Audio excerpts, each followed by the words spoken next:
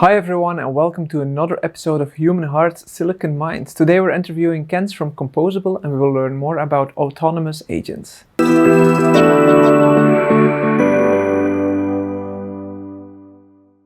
Alright, welcome Kence here at the Microsoft San Francisco garage.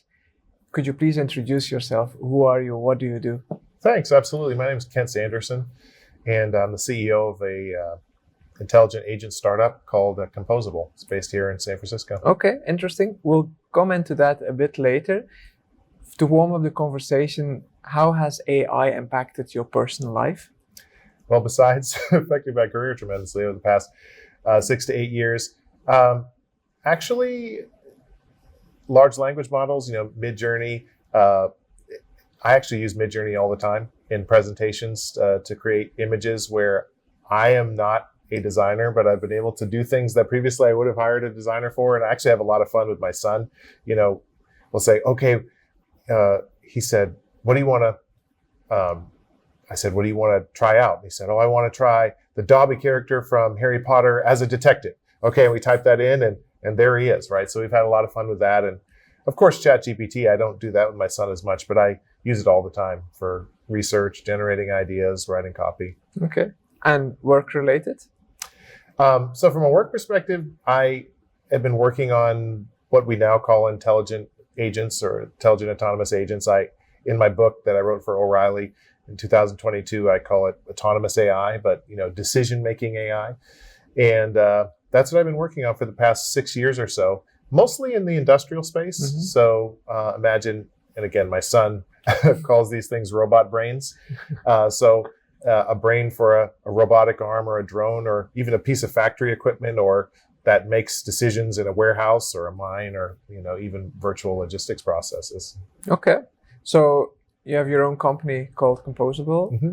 What exactly do you build?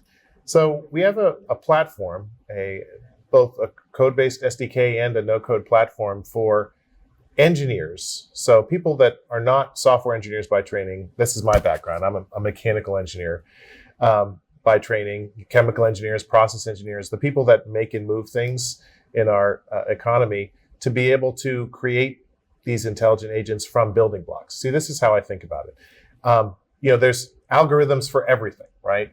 But if you're not a software developer, what are you going to do with those algorithms? It's kind of like this shelf with all these books on it. And you take a few books off the shelf and now they're in a pile on the floor.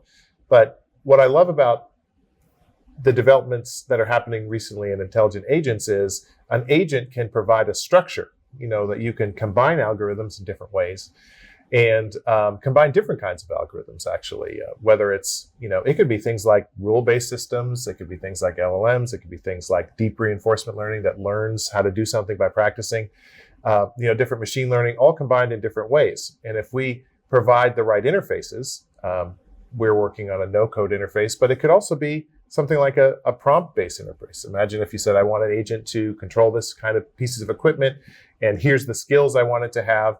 That might be another kind of interface to an agent, but then having an agent that is able to practice in a simulation of that factory. Some people now are calling it things like digital twins, but it might be as simple as a physics-based simulation and practices until it can achieve a goal and accomplish some specific task reliably.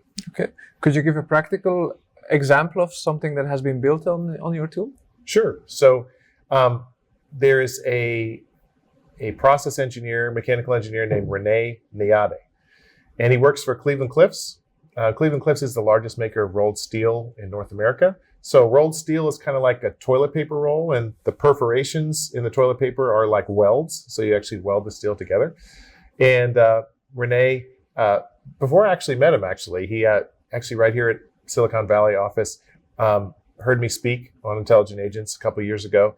He bought my book and he learned about this framework, which I call machine teaching. And I really believe that if algorithms can learn, then the next kind of phase of interactions that design and build agents is more like teaching, actually, than programming. And he read my book and he implemented my framework to build this agent that detects and prevents these weld breaks in rolled steel. And when there's a weld break in these large rolls of steel, 3 bad things can happen. Like 1, people can get hurt. 2, you have to shut down the plant and there's a big furnace. I mean, that's a very expensive proposition, and also you lose the steel. And so he was able to radically reduce the number of weld breaks at his steel mill using this agent. And during the beta of our platform, he took that agent that he actually had built from scratch based on my book and rebuilt it in a fraction of the time on Composabl using our Python SDK. Nice. That sounds like a good ROI for him also. Absolutely. Now, you've already noticed technology has been changing very fast, and also probably the kind of models that they are using on your platform. Does ever scares you? Because we see everything that goes around also in Hollywood movies and so on about superintelligence and singularity. What's your thought about that? So superintelligence doesn't scare me, but there are things that do, and I'll get to that in a minute. Superintelligence, first of all, I think the concept of AGI or artificial general intelligence is overblown. Let me give you an example. You and I have the mighty human brain, the ultimate in, AGI. But yet no one's going to hire you as a factory worker without training you. No one's going to hire me as a long-haul truck driver because I don't have the expertise and I don't have the training. So it's not intelligence that makes you able to complete tasks well. It's actually expertise. It's actually experience. So I actually don't think that AGI is even required for mastery of most, useful tasks, including tasks that we do every day. That's my, industrial, let's do this in real life biased thinking of it. But there are things that are scary. Connecting AI to weapons, not because they're super intelligent, but because they're not super intelligent, and because of the harm that they could do. So I think that there's going to be the second scary thing is what people do when they misunderstand, AI and its capabilities. But I think most of the scary things, whether it's cybersecurity or weapons or biological biological agents and things like that, it's really an extension. This kind of AI is an extension of what dangerous things that people could do anyway.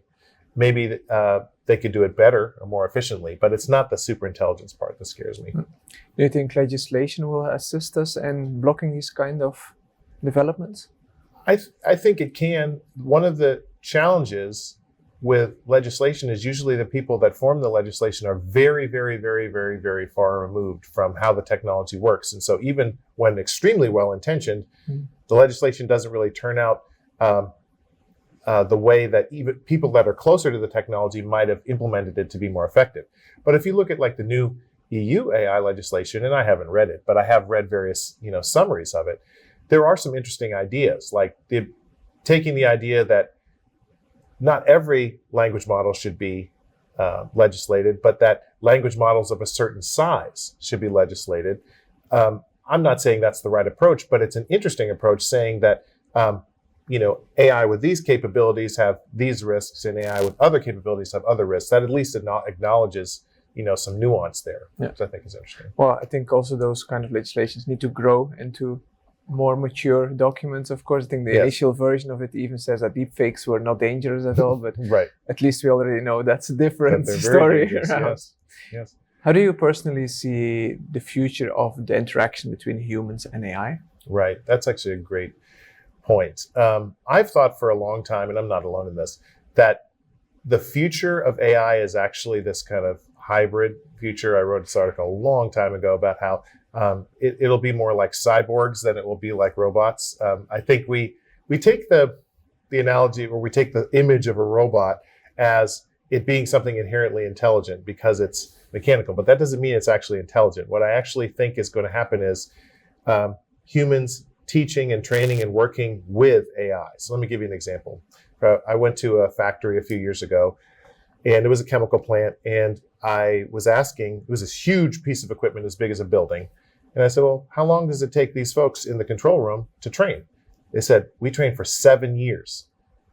There were people that were in their part-time getting chemical engineering degrees before their training was even completed. And so I thought to myself, if you could use teaching techniques to train these agents, what if the certification process for these operators, was involved teaching them how to build agents and teaching them how to build simulations and train agents on simulations and evaluate agents, then maybe the training time would be shorter and they could come into work, their first day of work, with 3 or 4 or 5 AI coworkers. Microsoft calls them co-pilots.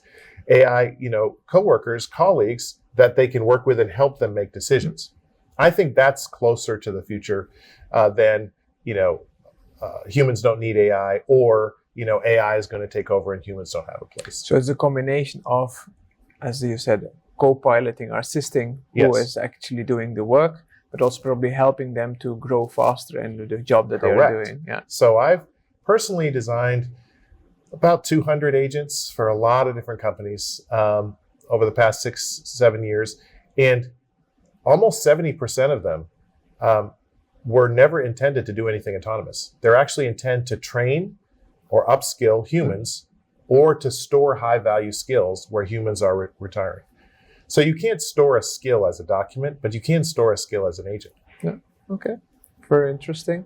Now, what advice would you be able to give the community or anyone who would like to start in the field of AI? Yes. One thing I would say is one of my favorite kind of thoughts, and I wish I remembered the scientist's name, but there was a Nobel Prize winner in chemistry in the 90s, and he was asked, what's the secret to your innovation?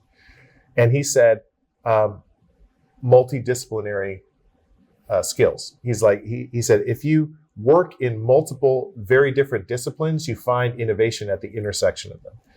And I think that's true. I think even things like being able to communicate AI and machine learning concepts in plain language using simple analogies is invaluable. Because, I see people that are, okay, I'll go to this AI boot camp and I'll learn coding. That doesn't mean that you'll be able to solve any problem or communicate any problem. I mean, I used to have this happen at different companies where I've worked at, where I would go to a steel mill or go to an oil refinery, or go to a wind farm, and then I would come back and I'd say, wow, I think we could really use our technology to solve this problem. And then I would get these kind of blank stares like, why are they doing things that way?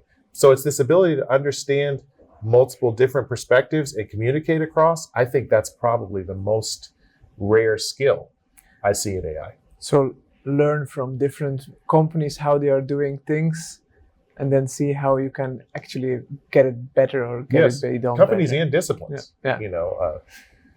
Whether it's science disciplines like physics, chemistry, biology, engineering disciplines, of course, computer science, and even things like linguistics. All right. Kence, thank you very much for this conversation. I really enjoyed it and also learned quite some new things. I'm for sure I'm going to look into your product also and see how it can be useful. Thanks very much. It was a great conversation. Thank you very much.